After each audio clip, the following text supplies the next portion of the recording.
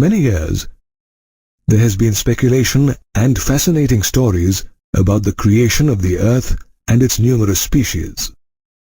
Most religions believe in the divine creation of the world by assuming that an omnipotent God created the earth and its varied species. These religious theories have three connotations. First, that all living organisms around us have not evolved over time, but are just as they were when originally created.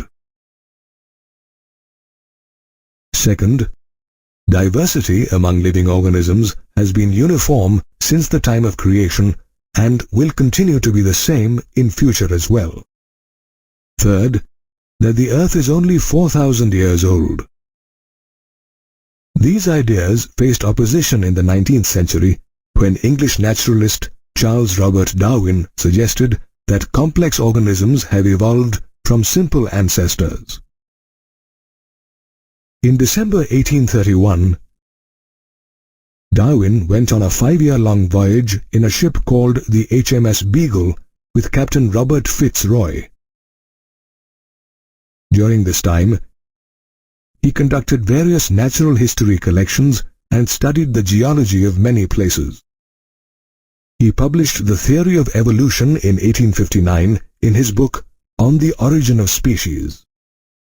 Darwin pointed out that existing living forms share similarities to varying degrees among themselves as well as with life forms that existed millions of years ago.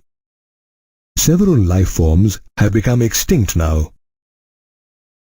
However, new forms of life have also come into existence during different periods of time. Therefore, life forms are constantly undergoing evolution. Darwin pointed out that natural selection was the mechanism of evolution. According to this concept, any population of organisms that adapts itself more readily to the natural conditions such as climate, food, and physical factors has a better chance of survival. Darwin primarily emphasized the importance of reproductive fitness of the individual or the population. In other words, organisms with good fitness outbreed the others, and therefore are selected by nature. Natural selection preserves and accumulates advantageous genetic mutations. For example, consider that a species develops an advantage as it grows wings and learns to fly. This advantage will be passed on to their offspring across generations.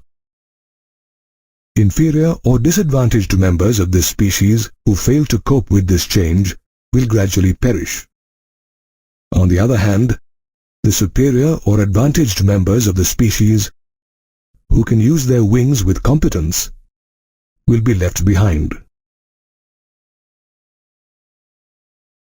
In this way, Darwin argued that natural selection preserves species with functional advantages as they can compete better in the natural environment and leave behind more progeny.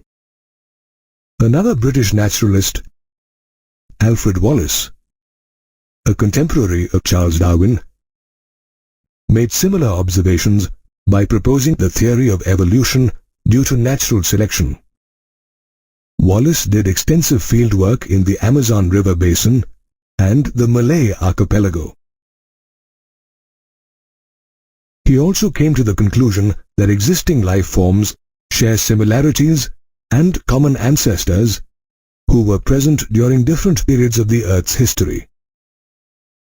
The theory of evolution most certainly established that the Earth is billions of years old. It was also a path-breaking theory because, in spite of its contradictions, it demystified the idea of divine creation.